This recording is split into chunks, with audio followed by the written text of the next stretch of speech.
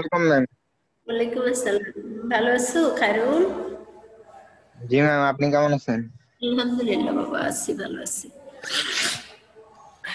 এমন জায়গায় এটা রাখছি।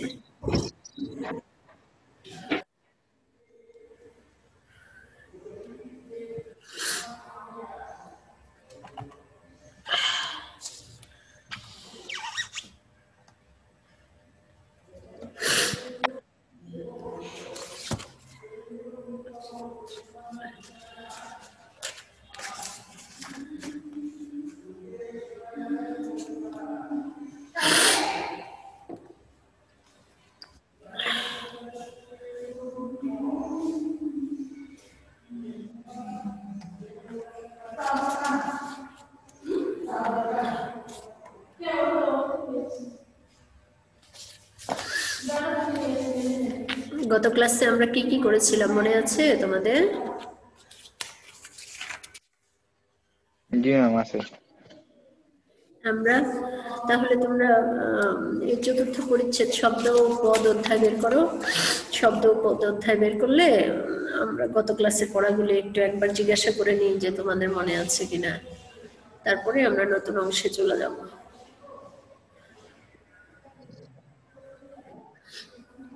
আসসালামু আলাইকুম ম্যাম। ওয়ালাইকুম আসসালাম। কে কে বললা আমার সঙ্গে কথা? কে সালাম দিলে? ম্যাম আমি হানিফা। তুমি? আমার নাম উম্মে হানিফা। হানিফা না, হাবিবা নাম যেটা উঠেছে সেটা। হানিফা কেমন আছো? হ্যাঁ ম্যাম, ভালো আছি, আপনি কেমন আছেন? আলহামদুলিল্লাহ। আচ্ছা, দেখো আমরা গত ক্লাসে কি কি পড়েছিলাম, যে শব্দ কাকে বলে, তাই না?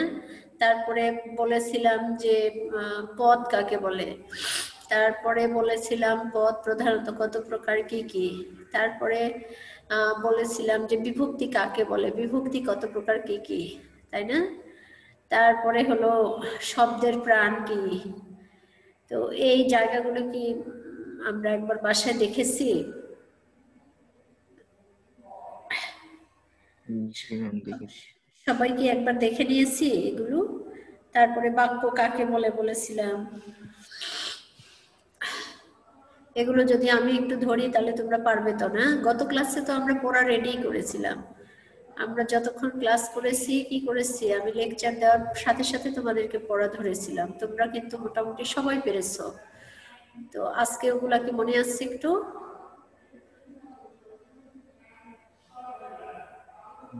রেসপন্স করো।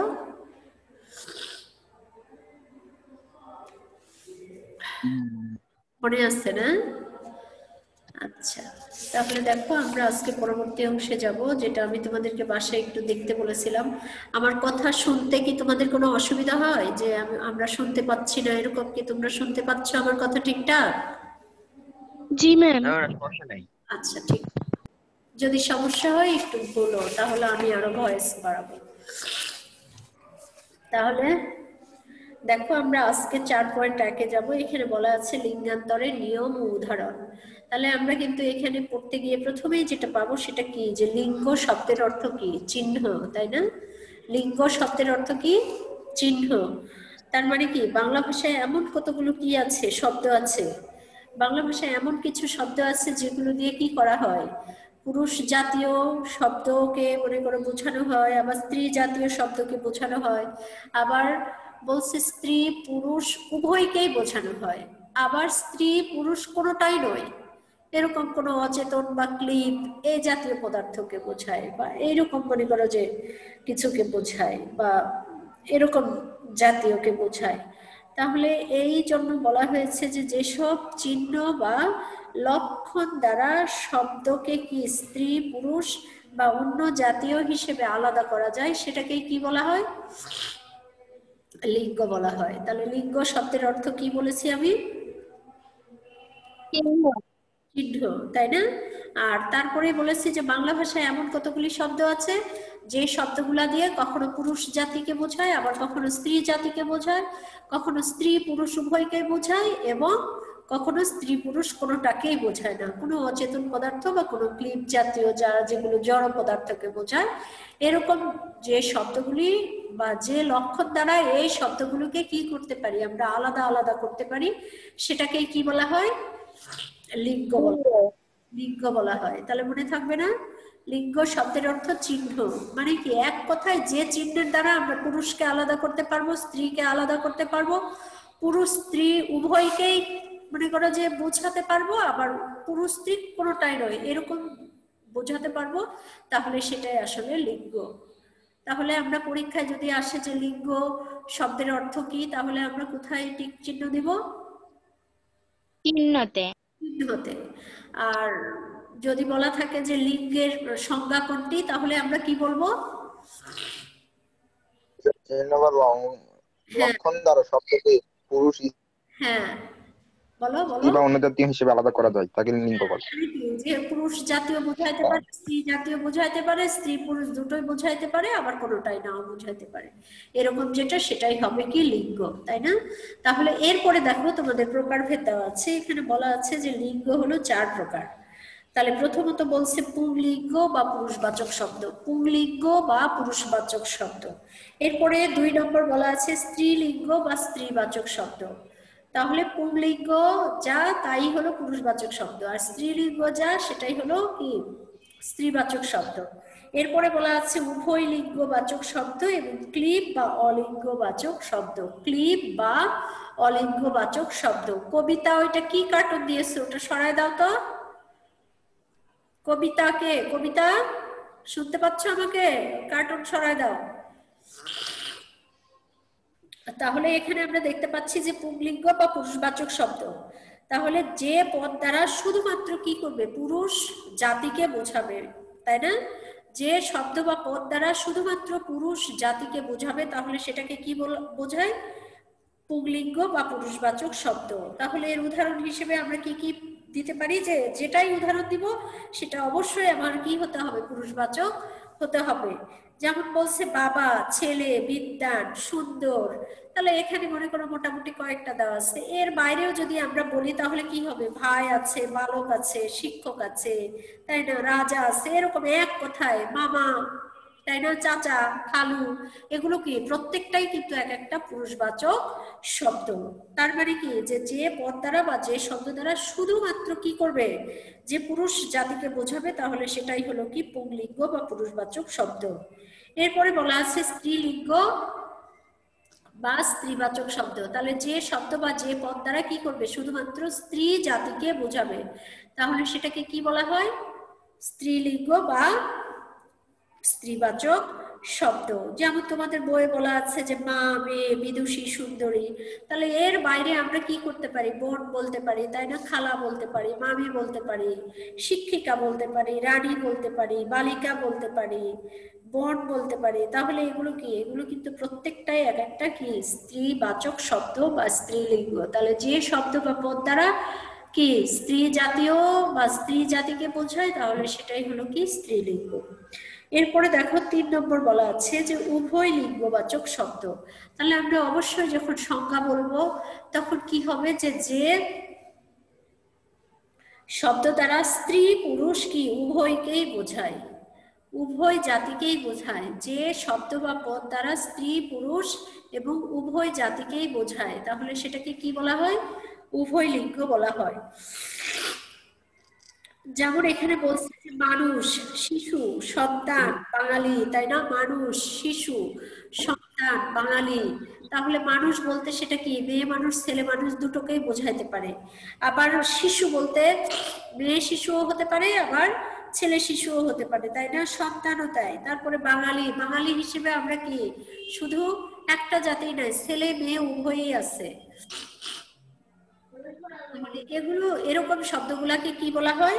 তোমার উভয় লিঙ্গবাচক শব্দ বলা হয়। এরপরে বলা আছে ক্লিব লিঙ্গ বা অলিঙ্গবাচক শব্দ। তার মানে কি যে যে শব্দ বা পদ দ্বারা কি বলা আছে যে স্ত্রী পুরুষ কিছুই বোঝায় না, একটা জড় বা অচেতন পদার্থকে বোঝায়, একটা জড় বা অচেতন পদার্থকে বোঝায়। এটাকে কি বলা হয়?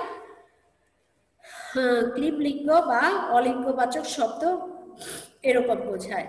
তাহলে যে শব্দ বা পদ দ্বারা স্ত্রী পুরুষ কিছুই বোঝায় না, স্ত্রী পুরুষ কিছুই বোঝায় না, তাহলে কি যে কোনো জড় পদার্থকে বোঝায়, তাহলে সেটাকে কি বলা হয়? ক্লিবলিঙ্গ বা অলিঙ্গবাচক শব্দ। যেমন বই, খাতা, চেয়ার, টেবিল, তাই না? মানে কি যে যেগুলো হচ্ছে কি করতে পারে না, মানে নড়াচড়া করতে পারে না, বংশবৃদ্ধি করতে পারে না, যেটাকে এক কথায় জড় পদার্থ বলা হয়। তাহলে এরকম যেটা সেটাকে বলা হয় ক্লিবলিঙ্গ বা অলিঙ্গবাচক শব্দ। তাহলে আমরা এখানে কি কি পেলাম? যে 4 প্রকারের লিঙ্গ পেলাম। একটা হলো পুংলিঙ্গ, তারপরে স্ত্রীলিঙ্গ, তারপরে স্ত্রী পুরুষ উভয় লিঙ্গ, এবং হচ্ছে ক্লিবলিঙ্গ বা অলিঙ্গবাচক শব্দ। এরপরে বলা আছে দেখো যে এগুলোকে আসলে আমরা কিভাবে পরিবর্তন করতে পারি। এইটা যে কে বুঝতে পারলাম না।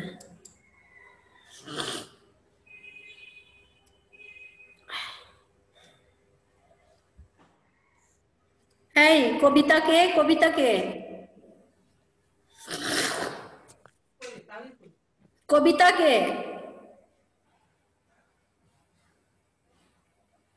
রেসপন্স করো।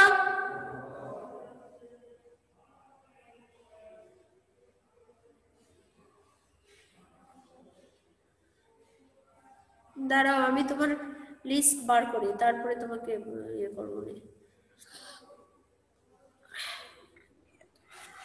তাহলে আমরা এখানে দেখতে পাচ্ছি যে পুংলিঙ্গ বা পুরুষবাচক শব্দকে কি স্ত্রীলিঙ্গ বা স্ত্রীবাচক শব্দে রূপান্তর করাকে কি বলা হয়? লিঙ্গান্তর বা লিঙ্গ পরিবর্তন বলা হয়।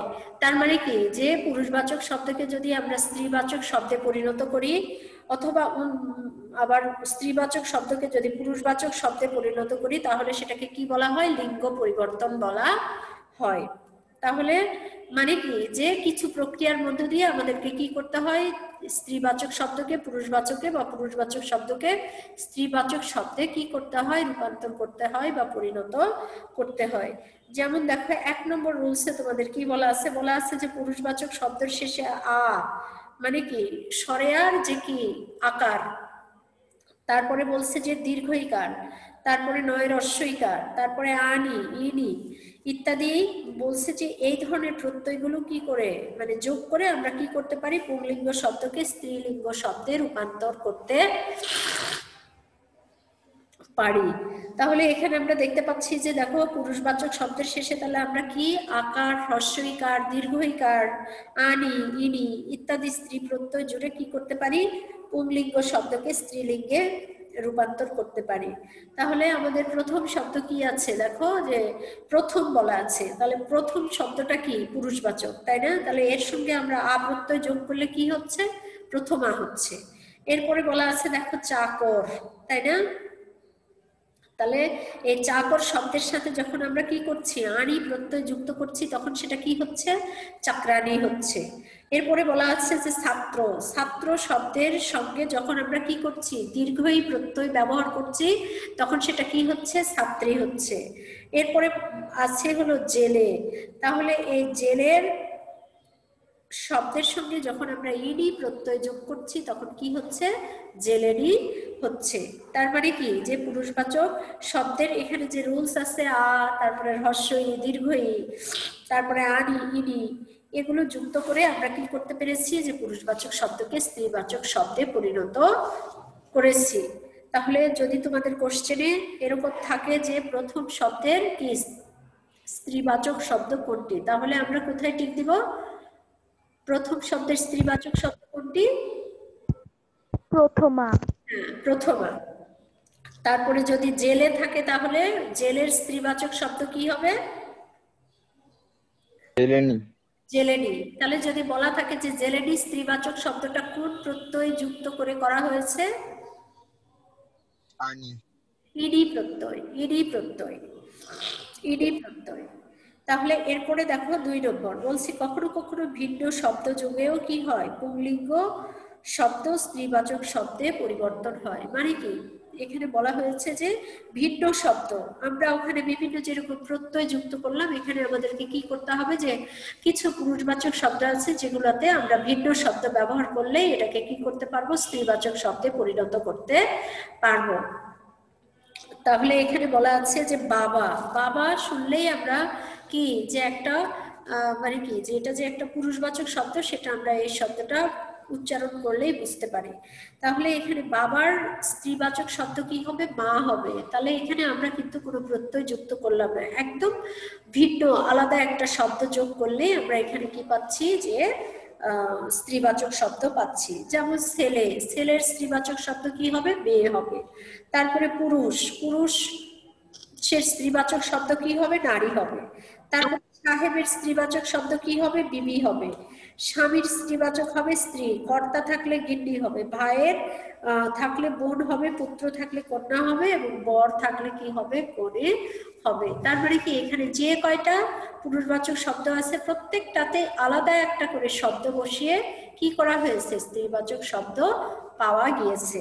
তাহলে আমরা দুটো কিন্তু অলরেডি নিয়ম আমাদের এখানে শেখা হয়ে গেল যে পুরুষবাচক শব্দের শেষে কিছু নির্দিষ্ট প্রত্যয় আছে যেটা যোগ করলে আমরা পুরুষবাচক শব্দকে স্ত্রীবাচক শব্দে পরিণত করতে পারবো। এরপরে আমরা দ্বিতীয় নিয়মে কি পেলাম, যে পুরুষবাচক শব্দকে ভিন্ন এক রকমের শব্দ বসায় কি করা যায়, স্ত্রীবাচক শব্দে পরিণত করা যায়। এরপরে দেখো 3 নম্বর, 3 নম্বরে বলা আছে যে শব্দের আগে পুরুষবাচক বা স্ত্রীবাচক শব্দ জুড়ে দিয়েও শব্দের লিঙ্গান্তর হয়ে থাকে। তার মানে কি যে পুরুষবাচক শব্দগুলি আমরা পাবো, সেই পুরুষবাচক শব্দের কি প্রথমেই সামনেই আমরা কি করতে পারি, যে কোনো শব্দ যুক্ত করে আমরা কি করতে পারি, যে বলছে যে পুরুষবাচক শব্দও সেটা হতে পারে, আবার স্ত্রীবাচক শব্দও হতে পারে। যে কোনো শব্দ যোগ করেও আমরা স্ত্রীবাচক শব্দ পুরুষবাচক শব্দকে স্ত্রীবাচক শব্দে পরিণত করতে পারি। তাহলে এখানে দেখো বলা আছে যে পুরুষ মানুষ, তাহলে পুরুষ মানুষ মানে তো অবশ্যই এটা পুংলিঙ্গ। তাহলে পুরুষ মানুষের যদি স্ত্রীলিঙ্গ করতে চাই তাহলে আমাকে কি করতে হবে, মেয়ে মানুষ করতে হবে। তাহলে এই মানুষ হলো একটা শব্দ ছিল, তার সামনে পুরুষ এবং তার সামনে মেয়ে, একটাতে পুরুষবাচক শব্দ যোগ করা হয়েছে, একটাতে স্ত্রীবাচক শব্দ যোগ করা হয়েছে। তাহলে এরকম যেটা সেটাকে কি বলা হয়, যে পুরুষ মানুষের স্ত্রীবাচক শব্দ কি হবে, মেয়ে মানুষ। আবার হুলো বিড়াল, হুলো বিড়াল মানে এখানে কি পুরুষ বিড়ালকে বোঝানো হয়েছে। আর এই বেনি বিড়াল মানে মেয়ে বিড়াল। তাহলে হুলো বিড়াল যদি পুরুষবাচক শব্দে থাকে তাহলে আমাদেরকে স্ত্রীবাচক শব্দতে কি করতে হবে, মেনি বিড়াল করতে হবে। এরপরে বলা আছে মদ্দা ঘোড়া, মানে কি এটা ছেলে ঘোড়া, যেটাকে পুরুষ জাতীয় শব্দ হিসাবে এখানে মদ্দা ঘোড়া বলা হয়েছে। তাহলে মদ্দা ঘোড়াকে যখন আমরা স্ত্রীবাচক শব্দে পরিণত করব তখন এটা কি হবে, মাদি ঘোড়ায় পরিণত করতে হবে। তাহলে এরপরে বলা আছে দেখো বেটা ছেলে, বেটা ছেলে মানে কি যে যেটা মানে ছেলে বাচ্চা আর কি। তাহলে এটা হলো পুরুষবাচক শব্দ। তাহলে মেয়ে ছেলে হলে কি হবে, এটা হলো স্ত্রীবাচক শব্দ। তাহলে এটা মেয়ে ছেলে যেটা সেটা হলো স্ত্রীলিঙ্গ, আর বেটা ছেলে যেটা সেটা হলো পুংলিঙ্গ। তারপরে বলছে এরে বাছুর, এরে বাছুর মানে কি যে ওই ছেলে বাছুর, যেটাকে পুংলিঙ্গ হিসেবে এখানে এরে বাছুর, এরে বাছুরকে মানে পুংলিঙ্গ হবে, আর বকনা বাছুর যেটা সেটা হলো মেয়ে বাছুর যেটা, তাহলে এটা কি হবে, স্ত্রীলিঙ্গ হবে। তারপরে বলদ গরু, যেটা বলদ গরু সেটা হলো পুংলিঙ্গ, আর যেটা হলো তোমার গাই গরু সেটা হলো স্ত্রীলিঙ্গ। তো সেই জন্য আমাদের কিন্তু রুলস এর প্রথমেই কি বলা হয়েছে, যে শব্দের আগে কখনো পুরুষবাচক বা কখনো স্ত্রীবাচক শব্দ যুক্ত করেও কি করা হয়, যে পুরুষবাচক শব্দকে স্ত্রীবাচক শব্দে পরিণত করা হয়। তাহলে সেই রুলস অনুযায়ী আমরা এখানে কিন্তু অনেকগুলো উদাহরণ পেয়েছি। যেমন পুরুষ মানুষ থাকলে কি হবে, সেটা মেয়ে মানুষ হবে। হুলো বিড়াল থাকলে মেনি বিড়াল হবে। তারপরে তোমার হচ্ছে মদ্দা ঘোড়া থাকলে মাদি ঘোড়া হবে। তারপরে বলা আছে যে তোমার হলো এরে বাছুর হলে বকনা বাছুর হবে, এবং বলদ গরু হলে গাই গরু হবে। তাহলে এই রুলস অনুযায়ী এখানে কিন্তু অনেকগুলো উদাহরণ দেওয়া আছে। তাহলে একদিকে যেরকম আমাদেরকে রুলস মনে রাখতে হবে, আর একদিকে সেরকম ওই রুলস অনুযায়ী উদাহরণগুলোও মনে রাখতে হবে। এরপরে দেখো বলছে যে কতগুলো 4 নম্বর বলছে কতগুলো পুরুষবাচক শব্দের আগে মহিলা, নারী ইত্যাদি স্ত্রীবাচক শব্দ প্রয়োগ করে শব্দের লিঙ্গান্তর হয়। তাহলে আমরা আগের রুলসে দেখেছিলাম যে স্ত্রী পুরুষ যে কোনোটাই বসতে পারে, আর পরেরটাতে আবার এসে দেখলাম যে মহিলা বা নারী ইত্যাদি শব্দ যোগ করেও কি করা হয়, তোমার স্ত্রীবাচক পুরুষবাচক শব্দকে স্ত্রীবাচক শব্দে রূপান্তর করা হয়। তাহলে এখানে আমরা দেখতে পাচ্ছি যে দেখো যেমন কবি, তাহলে কবি মানে এখানে আসলে মানে পুংলিঙ্গ হিসেবে কবি ব্যবহার করা হয়েছে। পুংলিঙ্গ হিসেবে এখানে কি কবিকে পুংলিঙ্গ ধরা হয়েছে, আর যখন কবিকে আমরা স্ত্রীলিঙ্গে পরিণত করব তখন অবশ্যই আমার এখানে কি করতে হবে, মহিলা যোগ করতে হবে। তাহলে কবি কি হবে, মহিলা কবি হবে। তারপরে ডাক্তার, তো ডাক্তার এখানে পুংলিঙ্গ হিসেবে বলা হয়েছে এবং মহিলা ডাক্তার সেটা হলো স্ত্রীলিঙ্গ। তারপরে সভ্য বলা হয়েছে নারী সভ্য, নারী সভ্য। এরপরে বলা আছে সৈন্য, সৈন্য কি পুংলিঙ্গ বা পুরুষবাচক শব্দ, আর নারী সৈন্যকে এখানে স্ত্রীবাচক শব্দ হিসেবে ধরা হয়েছে বা স্ত্রীলিঙ্গ হিসেবে ধরা হয়েছে। তাহলে আমরা এখানে 4 নম্বর রুলসে কি দেখতে পেলাম, 4 নম্বর রুলসে বলা আছে যে শব্দের আগে নারী বা মহিলা এরকম শব্দ যোগ করেও পুরুষবাচক শব্দকে স্ত্রীবাচক শব্দে রূপান্তর করা যায় বা পুংলিঙ্গকে স্ত্রীলিঙ্গে পরিণত করা যায়। এরপরে দেখো 5 নম্বর বলা আছে যে 5 নম্বরে বলা আছে যে কোনো শব্দের শেষে, এতক্ষণ কিন্তু আমরা যেগুলো দেখলাম সেগুলো শব্দের আগে, এরপরে 5 নম্বরে বলা হয়েছে যে কোনো শব্দের শেষে পুরুষ ও স্ত্রীবাচক শব্দ যোগ করে পুংলিঙ্গবাচক শব্দকে স্ত্রীলিঙ্গ শব্দে পরিণত করা হয়। তাহলে কোনো শব্দের শেষে আমরা পুরুষ স্ত্রী এই দুটো শব্দ কি করতে পারি, ব্যবহার করে পুরুষবাচক শব্দকে স্ত্রীবাচক শব্দে পরিণত করতে পারি। যেমন এখানে বলা আছে দেখো গয়লা, বলছে গয়লা মানে কি পুরুষ, যে গোয়ালা তাকে কি বলা হয়েছে, গয়লা বলা হয়েছে। আর যে গয়লার বউ তাকে কি গয়লা বউ, তাহলে গয়লা বউটা কি স্ত্রীবাচক শব্দ। তাহলে আমরা শব্দের শেষে একটা স্ত্রীবাচক শব্দ যোগ করে কি করেছি, পুরুষবাচক শব্দকে স্ত্রীবাচক শব্দে পরিণত করেছি। এরপরে বলা আছে দেখো বুনপো, বুনপো মানে কি বোনের ছেলে, পো মানে পুত্র, তাহলে বুনপো মানে বোনের ছেলে, আর বুনঝি মানে বোনের মেয়ে, তার মানে কি ঝি মানে এখানে মেয়ে বোঝানো হয়েছে। তাহলে শব্দের শেষে কি করা হয়েছে, যে একটা পুরুষবাচক শব্দ লাগানো হয়েছে, আবার এখানে স্ত্রীবাচক শব্দ লাগানো হয়েছে। এরপরে বলা আছে ঠাকুরপো, ঠাকুরপো মানে কি হিন্দু সম্প্রদায়ে কি বলে, দেবর, দেবর সম্পর্ক বুঝো তো, হাজবেন্ডের ছোট ভাইকে কি বলে, যে দেবর বলে। তাহলে এখানে দেবর বলা হয়, সরি ঠাকুরপো, হ্যাঁ সেই দেবরকে হিন্দুরা কি বলে, ঠাকুরপো বলে। আর যে ননদ, সেই মানে হাজবেন্ডের যে বোন, সেটাকে কি বলা হয়, হিন্দু সম্প্রদায়ে ঠাকুরঝি বলে। তাহলে এখানে পো মানে পুত্র মানে কি ওই দেবর বোঝাইছে, আর এখানে ঠাকুরঝি মানে ননদকে বোঝানো হয়েছে।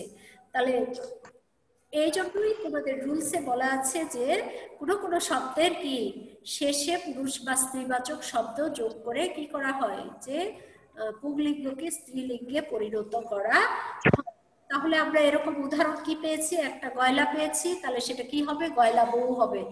আর বুনপো পেয়েছি, বুনঝি হবে। আর ঠাকুরপুকে কি করতে হবে, ঠাকুরঝি করতে হবে। এরপরে বলা আছে দেখো কতগুলো শব্দে কেবল পুরুষ বোঝায়। পুরুষ মানে কি, যে এই শব্দগুলা দ্বারা শুধুমাত্র পুরুষই বোঝাবে, এর কোনো স্ত্রীবাচক শব্দ মনে করো যে নেই। যেমন কবিরাজ, তাহলে আমরা কিন্তু কবিরাজকে কখনো পুরুষবাচক শব্দকে আবার কিন্তু আমরা মহিলা কবিরাজও করতে পারি, তাই না, স্ত্রীবাচক শব্দ। বাট এখানে বলছে যে শুধুমাত্র এই কবিরাজ মানে পুরুষকেই বোঝানো হয়েছে। এরপরে বলছে কৃতদার, কৃতদার মানে কি বিবাহিত, সেই বিবাহিত পুরুষকে কি বলা হয়, কৃতদার বলা হয়। আর এরপরে বলা আছে অকৃতদার, অকৃতদার মানে কি যার বিয়ে হয়নি, অবিবাহিত পুরুষকে বলা হয় অকৃতদার। তাহলে কৃতদার মানে বিবাহিত পুরুষ আর অকৃতদার মানে অবিবাহিত পুরুষ। আর বিপত্তিক, বিপত্তিক মানে কি, যে লোকের স্ত্রী মারা গিয়েছে, যে লোকের স্ত্রী মারা গিয়েছে তাকে কি বলা হয়, বিপত্তিক বলা হয়। আর স্ত্রৈণ মানে আসলে সে না পুরুষ না মেয়ে, এরকম একটা ক্লিপ জাতীয় একটা জিনিস মনে করো। তো এই ধরনের যে শব্দগুলো, এগুলোকে এখানে শুধুমাত্র পুরুষবাচক অর্থেই ব্যবহার করা হয়েছে। তাহলে আমরা শুধুমাত্র পুরুষ বোঝায় এরকম শব্দ কি কি পেলাম, কবিরাজ পেয়েছি, কৃতদার পেয়েছি, অকৃতদার পেয়েছি এবং স্ত্রৈণ পেয়েছি। এরপরে বলা আছে দেখো কতগুলো শব্দ শুধু স্ত্রীবাচক হয়। যেমন বলছে সতীন। সতীন মানে কি, যে কোনো লোকের একটা স্ত্রী থাকা অবস্থায় যদি আরেকটা বিয়ে করে তাহলে ওই যে দুই স্ত্রী পরস্পর একে অপরের সতীন বলা হয়, একে অপরের সতীন বলা হয়। এরপরে বলা আছে যে দেখো সৎমা, বলছে যে যে সন্তানের কি একটা মা মারা গিয়েছে আরেকজনকে বিয়ে করেছে, তাহলে সেই নতুন মা তার কি হয়, সৎ মা হয়। মানে কি নিজের মা হয় না। কখনো জীবিত থাকা অবস্থায় কি করে, যে অনেক লোক দুবার বিয়ে করে, তাহলে আগের ওয়াইফের যে সন্তানটা আছে সেটা সেই তার বাবার পরের স্ত্রী তার কি হলো, সৎ মা হলো। এরপরে বলছে সদভা। সদভা মানে যে মেয়ের স্বামী জীবিত। এরপরে বলছে এও, এও মানে ও বিবাহিত নারী। আর দায় মানে কি, যে কি করে ধাত্রীবিদ্যার কাজ করে, প্রসূতি মায়ের যত্ন করে, তাকে কি বলা হয়, দায় বলা হয়। তাহলে এগুলোর কোনো পুরুষবাচক শব্দ নেই বলে এখানে উল্লেখ করা হয়েছে যে এই শব্দগুলো দ্বারা শুধুমাত্র কি বোঝায়, স্ত্রী জাতীয় শব্দকেই বোঝায়। তাহলে তোমাদের কোশ্চেনে যদি থাকে যে কতগুলো শব্দে কেবল স্ত্রী বোঝায় বা স্ত্রী জাতীয় বোঝায়, তাহলে কি কি কোন কোন শব্দগুলো আমি বললাম বলো তো একবার।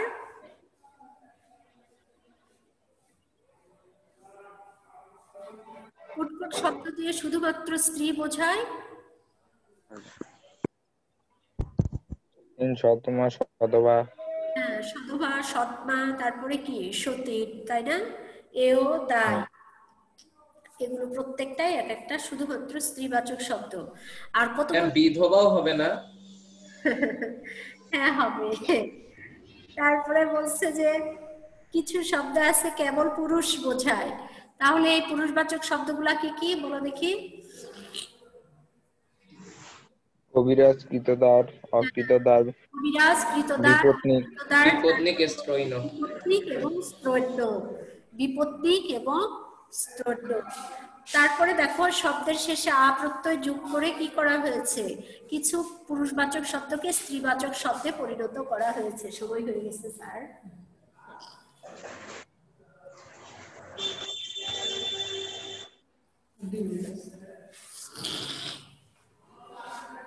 ও এত তাড়াতাড়ি শুনতে। আচ্ছা দেখো অজ মানে কি, অজ শব্দের অর্থ কি বলতো, অজ শব্দের অর্থ জানো? আমরা ছোটবেলায় কি পড়েছি, অজ সরে, তাই না? কি অজ মানে কি, ছাগল। অজ মানে কি, ছাগল। ঠান্ডা লাগলো, খুঁজে পাচ্ছি না। তাহলে এখানে কি আছে, বলছি যে এই অজকে যদি আমরা কি করতে চাই, যে স্ত্রী লিঙ্গে পরিণত করতে চাই, তাহলে আমাকে কি করতে হবে, এখানে আ প্রত্যয় যুক্ত করতে হবে। তাহলে অজ থাকলে কি হবে, অজা মানে অজা হবে। আধুনিক থাকলে কি হবে, স্ত্রীবাচক শব্দ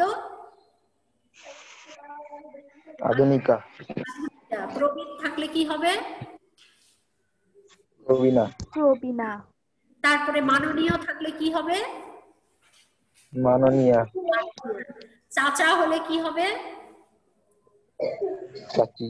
চাচি। তাহলে কি হলো, ই প্রত্যয় যুক্ত হলো। যদি মামা হয় তাহলে কি হবে, মামি। মামি, তাই না? যদি কিশোর থাকে তাহলে কি হবে, কিশোরী। কিশোরী, তাই না? তাহলে এখানে কি হলো, দীর্ঘই প্রত্যয়। যদি নর থাকে তাহলে কি হবে, নারী। নারী। যদি হরিণ থাকে তাহলে কি হবে, স্ত্রীবাচক শব্দ হরিণের, হরিণী। তাহলে এটা কি দীর্ঘই প্রত্যয় যুক্ত করে কিন্তু হরিণী করা হয়েছে। এরপরে যদি জেলে থাকে তাহলে কি হবে?